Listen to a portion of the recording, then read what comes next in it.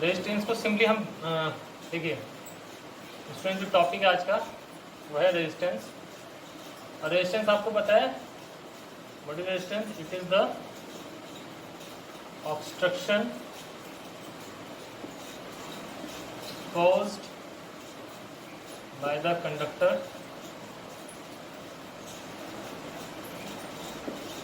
in the path of current।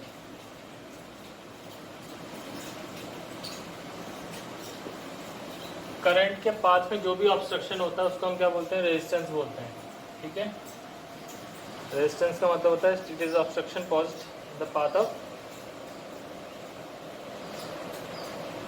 Caused by the conductor in the path of current. Current के path में जो भी obstruction होता है उस चीज को हम क्या बोलते हैं? रेजिस्टेंस बोलते हैं। अब देखिए रेजिस्टेंस का मैंने आपको कल को बेसिक फॉर्मूला क्या बताया था? What is the basic condition for resistance? बोलो बच्चों।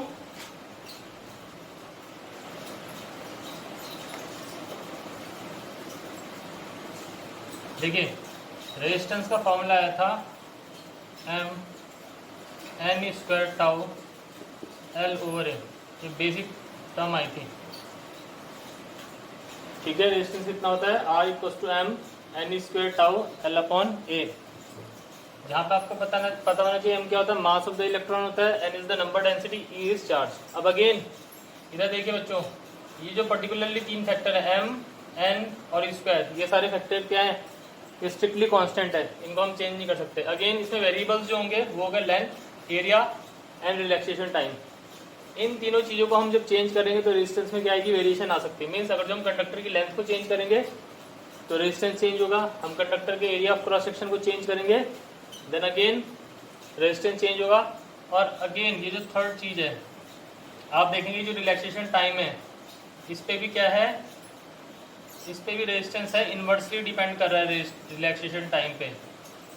तो हम रिलैक्सेशन टाइम को भी वेरी करेंगे तो क्या होगा? रेजिस्टेंस चेंज होगा। Is that clear? तो ये कुछ फैक्टर्स होते हैं जिन पर रेजिस्टेंस डिपेंड करता है। सबसे पहले हम देख लेंगे रेजिस्टेंस डिपेंड करेगा लेंथ पे, एरिया ऑफ क्रॉस सेक्शन पे भी इन्वर्सली डिपेंड कर रहा है और रिलैक्सेशन टाइम पे भी इन्वर्सली डिपेंड कर रहा है। अब देखिए इसकी फर्दर डिटेल हम आगे डिस्कस करेंगे। फिर रिलैक्सेशन टाइम पे किस तरह से डिपेंड करता है, क्योंकि जो रिलैक्सेशन टाइम है again is function of temperature. Relaxation time कहीं ना कहीं टेम्परेचर पे डिपेंड करेगा, तो अल्टीमेटली रेजिस्टेंस भी किस पे डिपेंड करेगा? The resistance of a conductor basically depends on temperature. जब हम टेम्परेचर को चेंज करते हैं तो रिलैक्सेशन टाइम चेंज होता है। कैसे चेंज होता है? इंक्रीज होता है, डिक्रीज होता है। इस चीज़ को हम फर्दर डिस्कस करेंगे। ठीक है, तो फिलहाल तो आप जनरल फॉर्मूला ध्यान रखिए। और दूसरी बात इंपॉर्टेंट कि आपको पता है कि R equal to V upon I भी होता है। ठीक है, ओम्स लॉ तो ये डिफाइन करता है।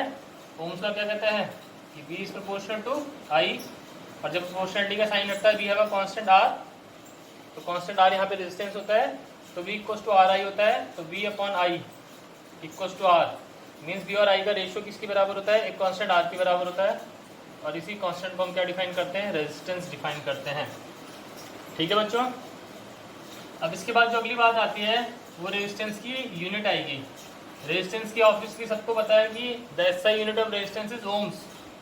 इसमें तो मेरे ख्याल से किसी को डाउट नहीं होना चाहिए। एसआई यूनिट ऑफ रेजिस्टेंस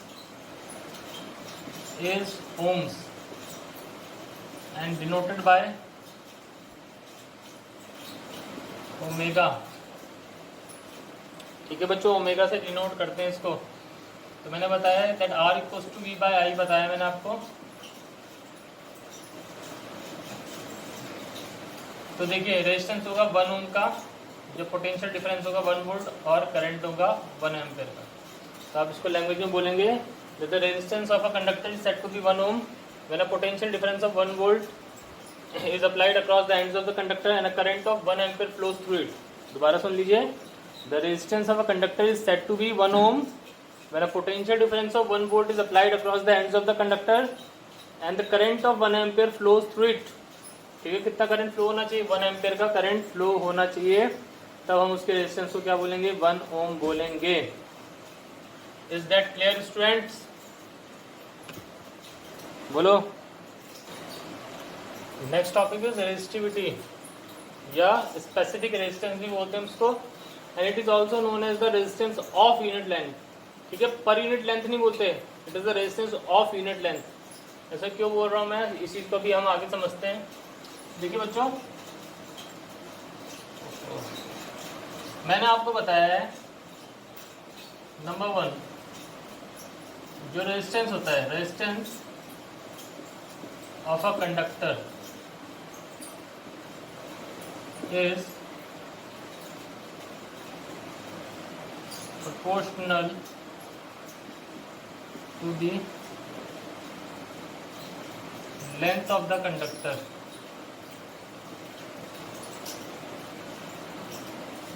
यानी कि R is proportional to L and resistance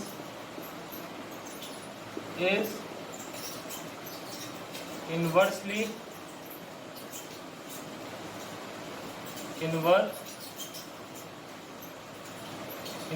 proportional to the area of cross section, of the conductor।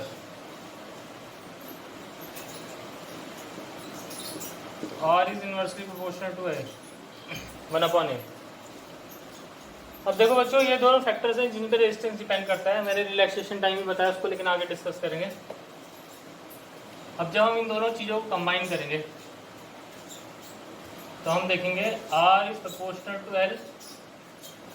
ठीक है, इक्वेशन फर्स्ट में लिखी थी R is proportional to L and equation second थी R is inversely proportional to A। तो जब दोनों को कंबाइन कर लेते तो R is proportional to L/A। फिर इस प्रोपोर्शनैलिटी का साइन हटता है यहाँ से, प्रोपोर्शनैलिटी का साइन हटेगा तो देयर इज अ कांस्टेंट। ठीक है, ये कांस्टेंट होता है रो, इस कांस्टेंट को बोलते हैं हम रो।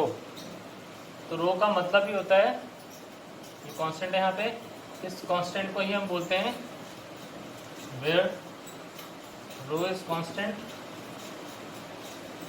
And known as resistivity. यहाँ पे रो कांस्टेंट होता है, हम इसको क्या बोलते हैं, रेसिस्टिविटी बोलते हैं। अब देखिए यहाँ से आप देखेंगे इस फॉर्मूले से, अगर जो मैं इक्वेशन थर्ड से रो का फॉर्मूला बनाऊँ तो रो कस्ट हो जाएगा R इंटू A/L। कितना हो जाएगा, rho will be equal to R into A/L। अब देखिए इसके बेसिस जरा समझने की कोशिश करिए। अगर जो मैं R की यूनिट रखता हूँ वो होती है ओम्स, एरिया की यूनिट रखता हूँ होता है मीटर स्क्वायर, और लेंथ की यूनिट होती है मीटर। तो मीटर से मीटर कैंसिल हो जाएगा, यानी कि रो की जो यूनिट आ रही है, रेजिस्टिविटी की यूनिट आ रही है जो आपकी बच्चों वो आ रही है ओम मीटर। ओम मीटर का मतलब ये देखो, ओम पर मीटर होता है। अगर जो ये आता है ओम पर मीटर तब तो हम इसको बोलते हैं रेजिस्टेंस पर यूनिट लेंथ, लेकिन ये आ रहा है ohm metre, that mean it is the resistance of unit length. Per unit length and resistance of unit length में फर्क है।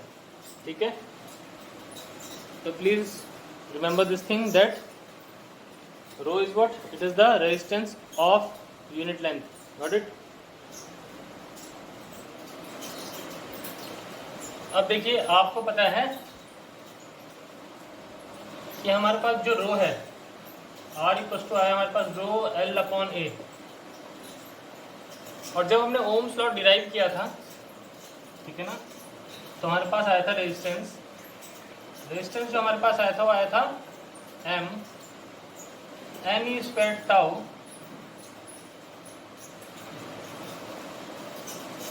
L/A। ये वाली टर्म आई थी हमारे पास रेजिस्टेंस की, M N square tau L/A हमारे पास ये आई थी टर्म इसकी रेजिस्टेंस की। अगर जो मैं इन दोनों इक्वेशन को क्या कर लेता हूँ, इक्वेट कर लेता हूँ, इक्वेट करूंगा तो मेरे पास आएगा rho L/A will be equal to M N square tau L/A। तो यहाँ पे L से L कैंसिल, A से A कैंसिल हो जाएगा। तो जो बेसिकली रो का जो फॉर्मूला बनेगा, रो का फॉर्मूला बनेगा M N स्क्वायर टाउ।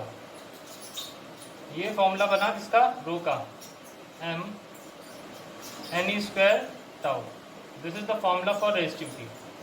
अब अगेन देखो बच्चों, रेजिस्टिविटी जो फाइनली है वो एक ही फैक्टर पे डिपेंड करती है, that is the relaxation time. लेकिन जब हम सेमीकंडक्टर के केस को डिस्कस करेंगे तो वहाँ पे उस केस में नंबर डेंसिटी भी सिग्निफिकेंट रोल प्ले करती है, ठीक है ना। तो हम ये भी कह सकते हैं कि रेजिस्टिविटी एक तो रिलैक्सेशन टाइम पे डिपेंड करेगी और नंबर डेंसिटी पे डिपेंड करेगी। अगेन देखिए मास और ये जो चार्ज हो गया इलेक्ट्रॉन का उसको हम चेंज नहीं कर सकते, तो रेजिस्टिविटी किन चीज़ों पे डिपेंड कर रही है, it is inversely proportional to the number density of electrons and it is inversely proportional to the relaxation time. इन दोनों फैक्टर्स पे डिपेंड कर रही है resistivity. Is that clear student? Basically देखिए मैं आपको एक बेसिक आइडिया देता हूँ कि जो हमारा रिलैक्सेशन टाइम है उस पर रेजिस्टिविटी कैसे डिपेंड करती है। अब ऑब्वियसली रेजिस्टिविटी रिलैक्सेशन टाइम पे डिपेंड कर रही है, तो जब रिलैक्सेशन टाइम चेंज होगा तो रेजिस्टिविटी चेंज होगी, अगर जो रेजिस्टिविटी चेंज हुई तो फाइनली रेजिस्टेंस चेंज होगा। अब बेसिकली ऐसा होता है बेटा, अगर जो हम प्योर कंडक्टर्स की बात करें, इन केस ऑफ प्योर कंडक्टर्स, ठीक है, in case of pure conductors में बेसिकली क्या होता है बेटा, जब टेम्परेचर इंक्रीज होता है, ठीक है, when temperature increases, जब टेम्परेचर इंक्रीज होता है तो बेसिकली क्या होता है, जो इलेक्ट्रॉन्स होते हैं उनके बीच में जो कोलिजन्स होते हैं वो ज़्यादा फ्रीक्वेंट हो जाते हैं। टेम्परेचर इंक्रीज होगा तो कोलिजन्स क्या होंगे, ज़्यादा फ्रीक्वेंट हो जाते हैं। कोलिजन फ्रीक्वेंट होंगे तो उससे क्या होता है, रिलैक्सेशन टाइम डिक्रीज करता है। क्या कह रहा हूँ मैं, कोलिजन फ्रीक्वेंट होंगे मीन्स ज़्यादा कोलिजन होंगे तो रिलैक्सेशन टाइम डिक्रीज करेगा, क्योंकि रिलैक्सेशन टाइम का मतलब ही क्या था, it is the time lapse between two successive collision, दो सक्सेसिव कोलिजन के बीच का जो टाइम होता है दैट इज रिलैक्सेशन टाइम। अब कोलिजन ज्यादा हो रहे हैं, कोलिजन फ्रीक्वेंट हो रहे हैं तो ऑब्वियसली रिलैक्सेशन टाइम डिक्रीज करेगा। अब बच्चों देखो ये फैक्टर देखिए जरा आप, मैंने लिख रखा है rho is inversely proportional to the relaxation time. तो मैंने बोला टेम्परेचर इंक्रीज कर रहा है तो रिलैक्सेशन टाइम डिक्रीज कर रहा है, रिलैक्सेशन टाइम डिक्रीज कर रहा है तो इन टर्न हम कह सकते हैं कि रेजिस्टिविटी क्या करेगी, इंक्रीज करेगी। ठीक है ना, समझ में आई बात?